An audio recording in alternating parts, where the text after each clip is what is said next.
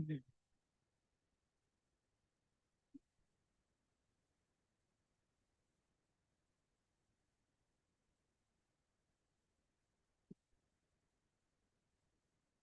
morning, and I'd like to welcome you and call to order our Finance Committee meeting for Wednesday, November the 26th. Is there any disclosure of pecuniary interest? Okay, seeing none, we have a set of minutes in front of us for October 28th to the 29th. And I would look to Councillor Westman to move that unless anything needed to be updated. So I'll move it, second it. All in favor for approval? Those are approved. Okay. On to budget reports. And Catherine, I will turn it over to you to lead us in this part of the meeting. Thank you. So this meeting is a follow-up to the meeting we had back at the end of October, the 28th and 29th. That time we presented the operating budget for general public works and Parks and Rec. And then this meeting will be to discuss some of the changes that have happened in regards to those since that meeting, and also to review the water and wastewater operating budgets. But first, we'll talk about the budgets that affect the tax rates. So in regards to revenue, we just had since our last meeting, MPAC had their keying deadline passed, so their analysis in there, I believe, will be what the roll book will look like when we get in December, but we'll finalize that again, because there was just a small change from our first iteration of the budget. Our first draft. Some good news with our OMPF. We got the number announced to us, and it was $39,500 higher than what we had in the first draft of the budget. So that's a positive. And then the Parks and Rec staff reviewed the revenue lines, and they came up with several changes that are listed in the report. And the net increase to all of those is $59,000 to revenue, which you can see details there. It's in reference to where the run rates we are in this for 2025, and also the proposed rates increases there. So on the expense side of that then if the Parks and Rec increase the revenue, then they rely on less money to come from the levy, so that decreased that expense on the general side for that. So then on the other expenses, we had the ABCA. The first draft had an estimated budget, and they've since had their meeting, and it came in less. So we have a reduced expense there of only $2,393. I talked about the Parks and Rec levy, the reserve amount, the contribution for equipment. We want to propose reducing the transfer to reserve by $52,000. And this behind that is the spreading out the cost of the additional sidewalk plow that was proposed in the capital budget. If we take possession of that in 2027, we can kind of spread that cost over and the burden in those 2 years. And then in the reserves contribution for Parks and Recreation, we want to reduce the transferred reserve by $100,000. So the Parks and Rec staff reviewed the capital projects and proposed the following changes. They to defer the soccer field bleachers to 2027, defer the Grant and Pavilion curtains to 2027, and eliminate the digital sign at the community center. And then reduce the amount for the walking trail at the soccer complex to 100,000. It was originally proposed at 140, which would be a full asphalt trail, but 100,000 would allow for the trail to be prepped for asphalt, but have a stone dust trail in the meantime. And then we put those changes into where we are with the Parks and Rec reserve at this time. And that's where we come up with a contribution to do all the projects would be $450,000. And then, so the first draft included a transfer of $550,000. So then this will leave about $43,500 in the Parks and Rec reserve pending anything else that happens in 2025 final. So there is opportunity if you want to deplete that reserve, you could bring it down a little bit more. So these are all the changes that staff have come up with. And that will result in a tax rate increase of 7.94% to balance the budget. And then we could utilize the tax rate stabilization reserve as there's a number of one-time costs in the budget.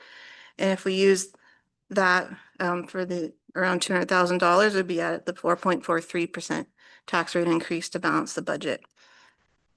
Kind of went over that in general, but if you had any further questions from staff regarding any of those changes, now is the time to ask, or if you have any other changes that you want to propose to bring in line. I don't know what the target tax rate increase we want to get to, but we want to compare to what our neighbors are doing.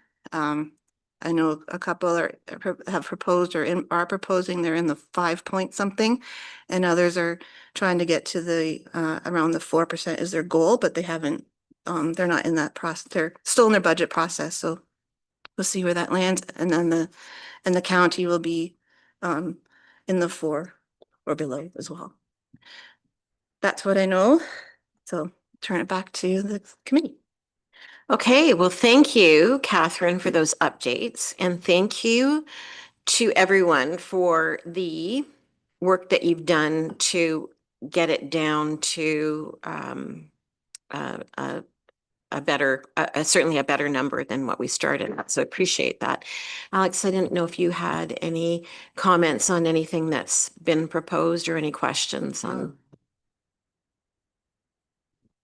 Not really. I was pleased to see a couple of them get deferred. I think we should be still looking at replacing the sign at the arena at some point, but maybe not right away. But I think that's even though we have one here, I think it's not everybody looks at this one, but we have a lot of traffic through the arena where it may be more effective in getting messages out. If not a sign there, maybe we look at some other avenue of posting local notices and things on some format, maybe inside as well. So,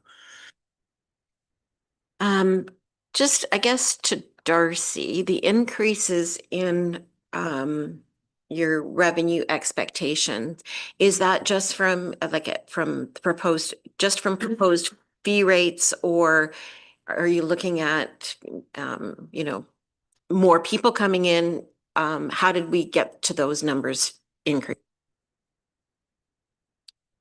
Through the mayor, yeah, so a little bit of both. Some of it became just looking at the run rates, looking at what we did this year, looking at next year, especially with the ice. It's like, okay, we can definitely go higher on those. And with the some of the programs, knowing that our numbers are where they are, and looking at the fee bylaw that's coming to council, like this is where we feel comfortable. All of those, I do feel comfortable with the changes, and I'm quite comfortable that we can hit those numbers. With the summer camp one, so you've increased the revenue by 5,000. And is that's just simply the fee rate? I don't see if there's an extra week in the summer, have we offset that on the expense side because you're going to have your staff now for an extra week? Yeah, we feel comfortable that staffing numbers are there for the extra week. And then when we were looking at it, we just realized that we're going to have an extra week that we can count revenue. Some of those are tough because families do take vacations, and those first and last week is always tough to really estimate what you're going to get, but we tried our best and we feel comfortable with that. Well, if there's an extra week in the summer, I'm sure parents will be looking for extra opportunity to send their children somewhere. And I just want to go back because we've talked about cost recovery and making sure that, that the programs that we're running are paying for themselves. So do we feel that the summer camp program is paying for itself, or that we're not fully like, I imagine there is some subsidization. Do we have an idea of what that percentage is? Or probably should have maybe asked you before. I don't have that number off the top of my head. I do know there's some expenses that are tough to figure out as far as like the running of the building, but as far as like staff wages compared to what we're bringing in, we're definitely comfortable that we're not getting subsidized that way. Okay. I might just say when we go to council, you might want to prepare for that because I know there's one counselor that likes to ask those questions, so. You know, we never really, and I guess I should say for anybody watching, Counselor Regan is joining us in the audience. And I will give you the opportunity, Counselor Regan. I know you hadn't participated in our other Finance Committee meetings, but I just didn't know if you had any questions that you wanted to ask at this time or whether you wanted to wait until it actually goes to council. Thank you. I actually wasn't prepared to do that, but I just was actually, the tax stabilization fund, is that being utilized totally to reduce the tax rate? No, I think the anticipated balance is around, we have like 450,000 in there, so if we use half, and that is excluding the amount that we have also, plus we also have saved the amount for the with the OPP, we had 114,000 put aside and we're using 70-some thousand of it to bridge the gap. We don't have the final OPP cost. It's supposed to come out the end of this month. Right. So we just, in our current budget, we have the full 11% budgeted for that increase. Once we get the final numbers, we'll see. And then so to bridge the gap from 2025, 2026, we pulled that out of the tax, part of the 114 that's included in the tax stabilization. But the remaining, regardless of that, there's about 400 and some thousand left in tax stabilization that we could use. So the 216 would be about half of that. Right. Okay. That makes sense. Yes, it does. And just, Thank you for letting me ask. oh, yeah, no worries. And just so, like, I just want to reiterate. So when we had put the money in for the OPP last year, we had made the recommendation, you know, as the committee with staff's support and guidance, that we wouldn't pull that whole 114 this year. We're hoping that maybe when the bill comes in, they'll spread it over the 2 years and then that'll give us, yeah. All right. No, Okay. thanks, Catherine. Thank you very much, Okay. Madam Mayor. So again, we hadn't really talked about kind of what the goal was, and I think maybe offline, in my head, I you know, very much like our neighbors in that 4 to 5 range. Didn't want to see going over 5. But just given, I think, the challenges, I think that 4.5 is the reasonable thing to shoot for. And certainly, you know, I mean, there's still other, as you say, the OPP, that could make a difference too, as to what our actual bill is. Right now, I think that's the only big cost that's kind of a question mark. Everything else we've seen, we had all our EI and CVP rates and WSIB rates have been announced, and I did, based on my estimates, there was only a difference was like $60 from what I had, so that was a pretty good estimate in our first draft. So that's the only question mark. And then, of course, that the final tax roll comes out, but I'm not anticipating it to be different from what the analysis that I used there when they had their keying deadline when I prepared this report. Last year was the same. There wasn't a big difference, like nothing nominal, but of course, if that comes up, we'll know that before we come to council and have that information. So. And then I know that I think on the first day we talked about the proposed new position at the administrative level. And I just wondered how because when the budget was originally presented to us, it was going to be for a specific position and specific duties. And I think we both raised concerns that we didn't know if that was the best use of a new position, and just wondered what the staff has decided as to how we're going to decide how that position, what that position is. I think I understand the question. The what I was hoping to do in time for this meeting was to get some sort of numbers comparison, staff comparison for population for other comparators. I think we've all know, but I haven't given the actual or showed you the numbers, and that's what I want to get. So I still need to do that, and I intend to do that. But I don't think there's any question. We've talked about it for a number of years that we are very tight on staffing, and we need to we need to expand. So the question, I believe, is what duties is the new position gonna perform? There's a lot of stuff right now that needs to be, in my opinion, as your CAO, repositioned. So there's some duties that the public works assistant is doing that really doesn't need to be done by someone in her position. She's busy enough doing other stuff. So things like bylaw enforcement, complaints and scheduling, locates, things like that she's doing now that really she's above. She has more potential to do more important stuff, and those duties could be sloughed off to somebody lower on the pay grade, so to speak. So it's those kinds of things that I foresee this person doing.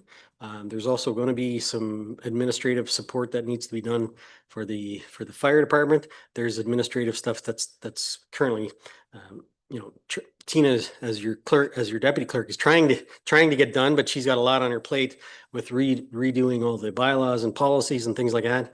There's still some scanning that needs to be done. So there's lots of stuff that is on the to-do list that we just never get to. And that's I think what we're hoping that this person is going to get us caught up. I guess, and everything that you say, I know. I'm in the office enough that I know. I guess I still am and am concerned that we're just trying to put our fingers in places without actually an overall look at the organization and what's needed. I mean, these are holes and gaps, but we haven't even touched on asset management. We haven't even touched on human resources. And so I just wonder if it would be better off, doing a whole organizational look and figuring out what it is that we exactly need. It's not enough, like with all due respect, Ron, you coming to me and telling me a municipality of 6,000 people has 17 people in their office, that means nothing to me. That doesn't mean that we need to have 17 people in our office. We need to make sure that we've got these positions adequately filled and that we are being able to do the business of the municipality appropriately. And so I just wonder if it takes that bird's eye look to look at everything and to try to figure out what the organization needs to look like, rather than just plugging holes. So are you suggesting then that we get a consultant in to look at the overall structure? Is that kind of? And nobody likes to get a consultant. I know exactly. All due respect to all the consultants who came to my breakfast this morning, but no, I get that. And that's hard to go stand at Tim Hortons and say to people that you're paying for that. But I just worry that if you don't look at the organization as a whole, then you can't grow appropriately. You might hire a person to be able to do A, B, and C, and then in 6 months that's all looked after. But really, your issues are D, E, and F, and you don't have anything for that. It's Yeah, then I think if to do that type of a look, you're really, and as offensive as it is to spend more money on consultants, but to do it internally would kind of be self-serving and almost a conflict of interest if you. Yeah, well, yeah. And that's the thing. And that's why for something like that, you do get somebody that doesn't have any sort of skin in the game, right?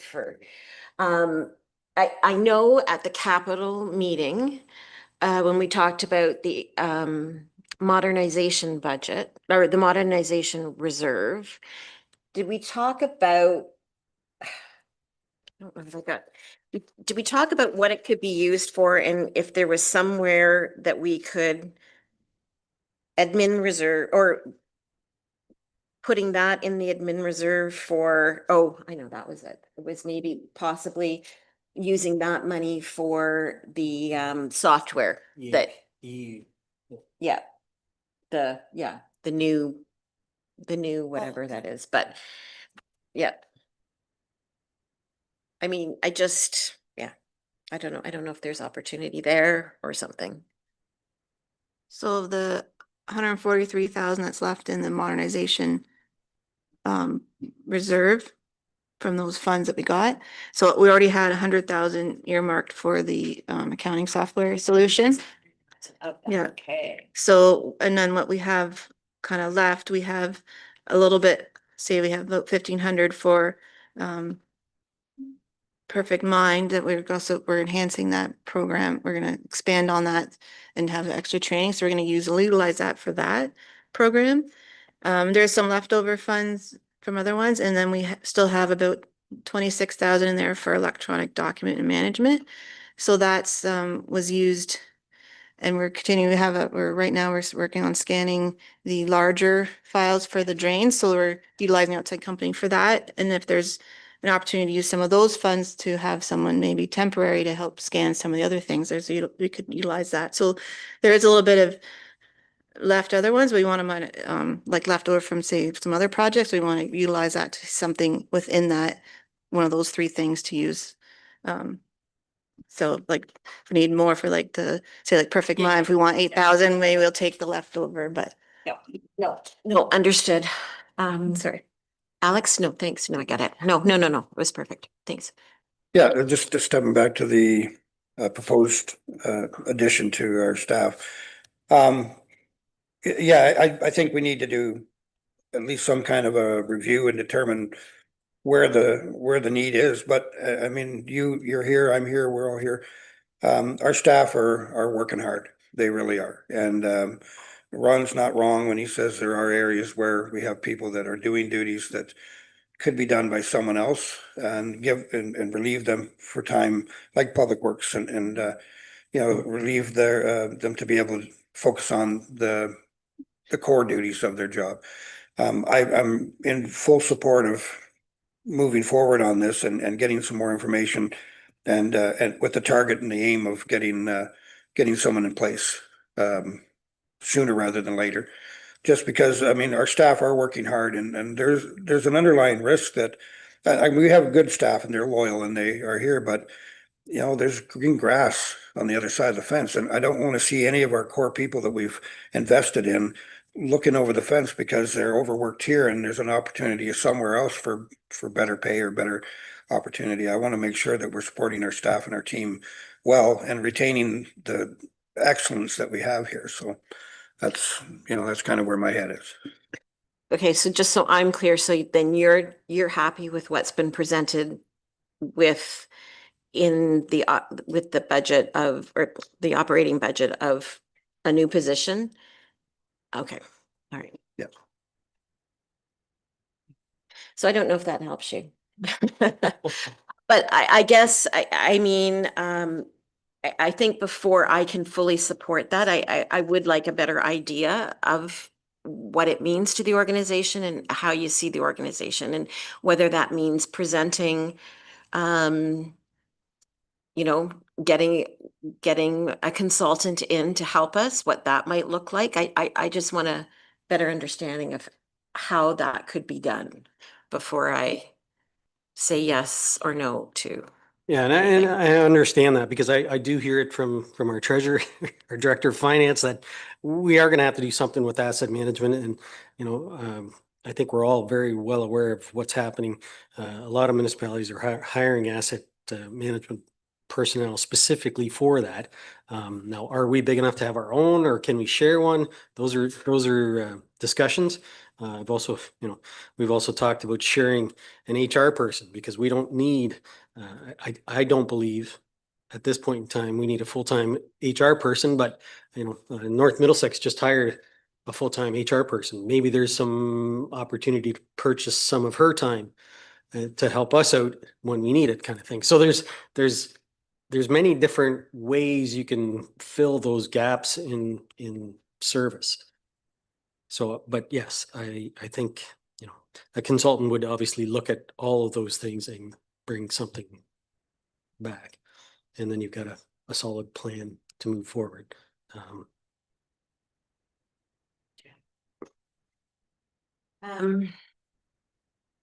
Okay. So the question is how to do that? We've Well, I mean, budgeted for that. we've person. budgeted for that So technically, we person. could take some of that money to fund the consultant. Mhm. And I'm not, like, I don't believe that it would be, I don't think that it would be an onerous and long project for somebody to do that. I really don't, because we are a tight ship. And each director knows what they may or may not need, and we could go from there. So maybe just put some considerations into that when it goes to council. I think, as I say, it can go, I think that this could go to council as it is. But I think that there should be a discussion with the rest of council on the position, what it looks like and how we get there. That's okay. That works. Okay. So from that perspective, what is there? Okay, so I guess the changes that have been made by the directors that are presented to us with the changes in funding announcements that we've received. And the idea that we would then take whatever that amount is from tax stabilization for those one-time projects, I think. Yeah. Yeah, or if you, like, that would get you to that tax rate percentage regarding if there's any other changes. But if it's something you don't want to go higher, and you don't want to take that much from tax stabilization, then that would just be, that number would just be smaller. And that's, if that's how you like fund the difference to get to your goal, you only need to use 175,000 or 200,000, then that's easily done like that too. Well, I think that this is a more palatable number to take to council. And certainly, our counselors have had plenty of time to be doing, and now to be doing any homework where if they've got ideas of other things that they want to pull, I would certainly encourage them to get that to you prior to it going to council, but certainly those are conversations that we can have when it's presented at council. But I think that this is a good number to present to council. You good with that? Okay. Okay. All right, so we'll move on to the water and wastewater operating budgets. Now, reminder that this wasn't part of the tax conversation because these are self-funded by the users. But we still should have a discussion about the highlights in regards to the operations. So on the water side, on the revenue, if you remember, we had the Watson report looked at our structure in 2024, and that was presented, and council adopted a 5-year rate plan. So we've decided to continue with that rate for 2025. So for water, there's no increase to the water base charge, and we'll have a 6% increase to the water volume or the usage charge and the bulk water rate. And we've also factored in about 30 new users in the budget on the revenue side for water. And then I'll talk about wastewater when we get to that one. On the expense side, there I just highlighted some of the changes or things to note there. So on repairs and maintenance for the water mains, we include $9,000 to purchase a new tool that's used for fixing the water mains. That'll be coming handy. That's just be for the 1 year. And then the asset management expense we reduced to 0. There's no specific plan activities regards asset management for the water department. And then we added 40,000 and we put it in this line, engineering, legal, audit. We don't have a separate fund for consultants. It's a one-time thing. So the water, wastewater contracts are all coming due for renewal. So council had given direction to, I believe, to go out for an RFP. And so, so we need a consultant to help us with that process. And the cost of that would be 80,000, and we have 40,000 in water and 40,000 in wastewater. So split 50-50 to do that work, but now just be in 2026. The contracted services, so that's our current operator. They have in the contract that increase of 2.98%. And then just note that as you're looking at water, if you're looking at all the other lines in there regarding capital that we've already talked about. On the wastewater side, so again, the 5-year wastewater rates were reviewed and approved in 2024. So for 2026, we're going to recommend proceeding with the planned rates, which is a 5% increase on both the base charge and the volume charge, usage charge. But also we know that there's a lot of changes coming up with the, so when we review, so once we know for the expansion project, when it's tendered and we know the cost of that, we're going to update the Watson wastewater 5-year plan once we know those numbers.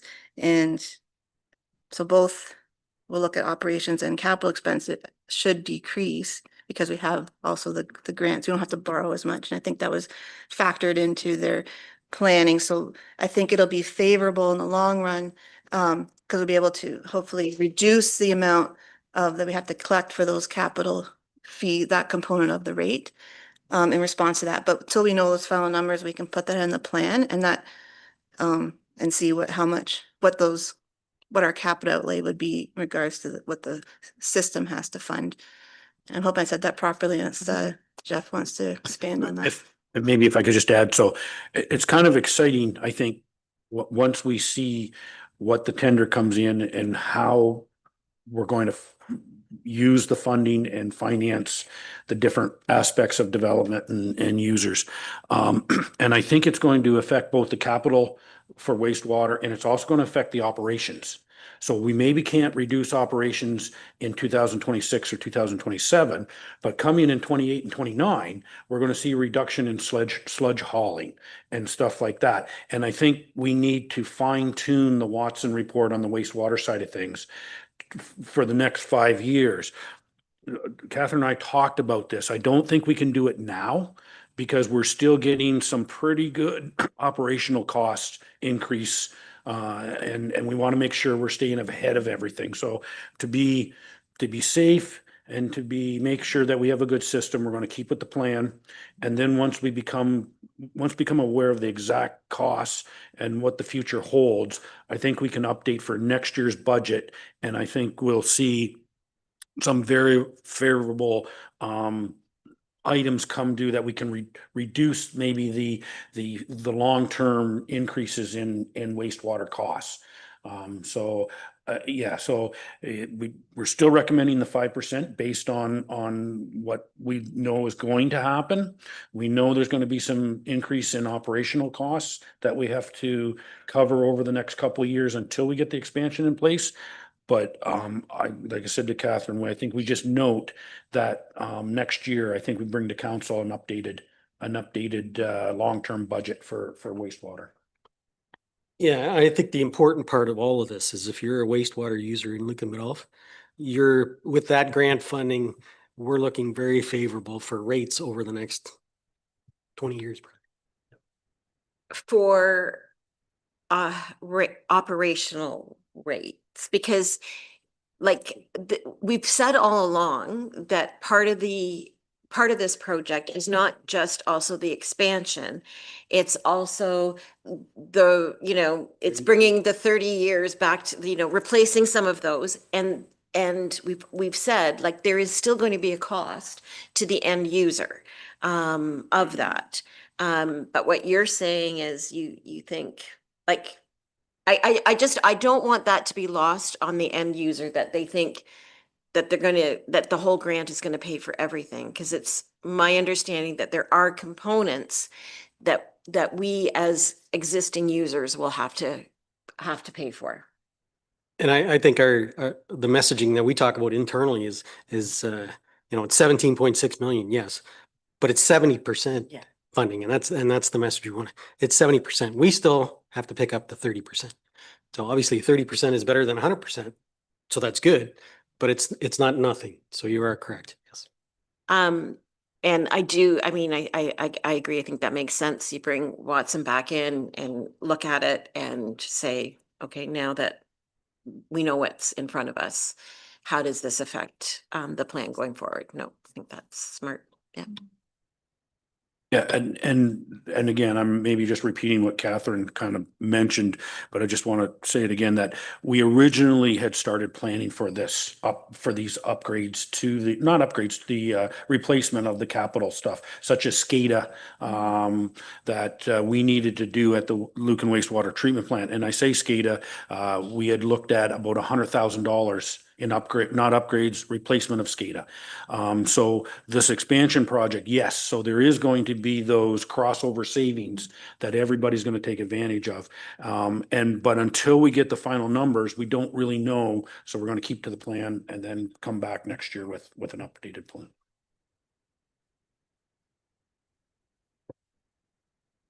Okay, so the other comment I had there for revenue is that get less on the farm property rent because a lot of the land out there has been sold in 2025, so that's why that's gone down. On the expense side, you'll, on the wastewater, you've seen an increase because we did a change in the staff allocation in the wastewater budget from, say, water or the roads piece of that person. Again, the 40,000 in there for the wastewater share of the consultant to look at the operator contracts and tendering process. The an increase in repairs and maintenance from an Aqua, there's increase there based on our 2025 run rates. The repairs and maintenance on the equipment, so increase of 19,000, and then so I think there was projects that were wanting to be done, but they were on hold, but now it's being included in the expansion upgrades, so we'll have to do some of those ones now. And then the building, we decrease that amount, do the expansion upgrade project, won't have to do certain things because it's because of that project. Chemical seems to be a big user, we increased that and part of that's in relation to a new chemical that's now being used in the Granton facility to help with sediment issues there. Sludge disposal, that's seems to be the one thing that goes up every year as well. There's extra runs completed because our storage is not sufficient, but those issues should be addressed with the expansion of the Lucan wastewater treatment plant. And some other line items went up, sewer maintenance and repairs increase based on actual rates. And then the contracted services, the amount increased there for our operator contract with Aqua as per the contract. And then, yeah, so that's all the expenses. I don't know if Jeff needs to expand on any of the water, wastewater comments that were made, but is any questions? That's it. And maybe just a little bit on the sewer maintenance and repair line item, 14,000, almost 15,000. So the ministry changed the way we deal with sanitary mains. They're now being dealt with similar to water mains. But part of that, it's made it easier to put them in the ground. It's been made it easier to maintain them. But there is certain regulations that we now have to meet with sanitary mains that came in with the CLI that was introduced about 2 years ago. And some of that is we now have to flush. We have to have a flushing program set up. We have to have a video, a CVT program kind of set up. And these are items so that we can maintain the sanitary line. So the ministry is expecting us to now have a maintenance program. And so this is a reflection of the program that we've started implementing. And that's why it's not that our sewer lines are degrading. It's not part of that we have all these issues out there. It's about maintenance and what the ministry requires us to do with sanitary mains. Thank you for that clarification. Any questions on anything, Alex? No? Daniel, did you have anything that you wanted to ask? Okay. Okay. Just wondering on the wastewater side, if we are going to get Watson to review the plan, should we, do you think you've got room for that within existing line items, or should we include a nominal amount somewhere for that? That's maybe better for Catherine to answer that question, but I don't see it as a big line item because it's more or less just an update of the numbers. We'll have the numbers.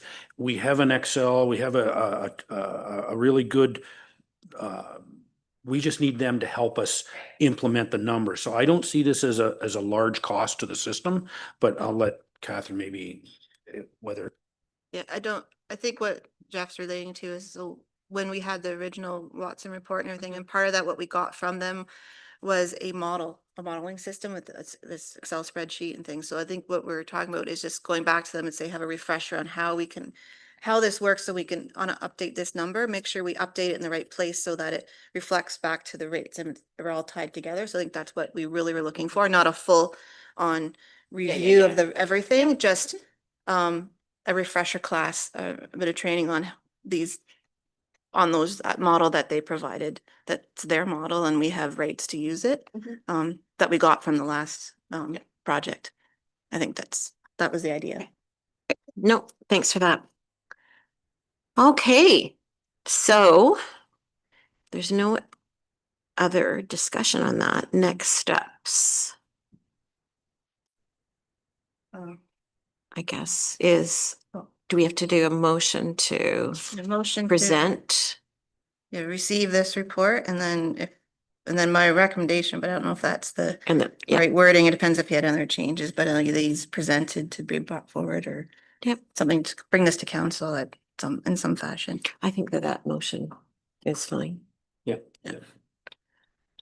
Okay, do we, so if we pass this, when is it that you want to go to council? I think the earliest opportunity, and something we did similar to last year, is the second meeting in December. We started council like 5 o'clock and early, and we did the budget presentation at that time. If you think it'll take long, if that's not enough time, what you think, then we could schedule a special council meeting in December. But I feel it would be in the 2 to 3, like it'd be in that same week. Or we can defer it to January, but if that's other option too, if you want to prolong it. I think, I mean, we can have this conversation offline, but I don't believe that at this point, the 16th meeting is overly heavy. I think that's when Abby's coming back, but it would, I think meeting at 5, I think would be plenty. So, but we'll leave that for an offline discussion, but I think if we can work towards the 16th, that makes the most sense. Get it done before the end of the year. Yeah, Darcy? I just had one thing to bring up is our hitch mount salter at the arena has, unfortunately, the motor has gone out in it. It's going to be replaced on warranty, but it's going to take some time. So I'm currently without a salter. We do have a salter in the budget for the big truck. And I'm wondering if there is a way that I can get pre-approval for the salter before we approve the budget, that we can move forward with the salter.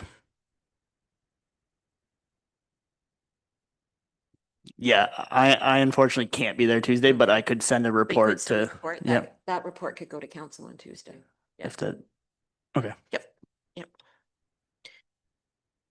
And people will just have to step carefully on Thursday and Friday when the big snow hits. So Councillor Regan, don't go to the arena.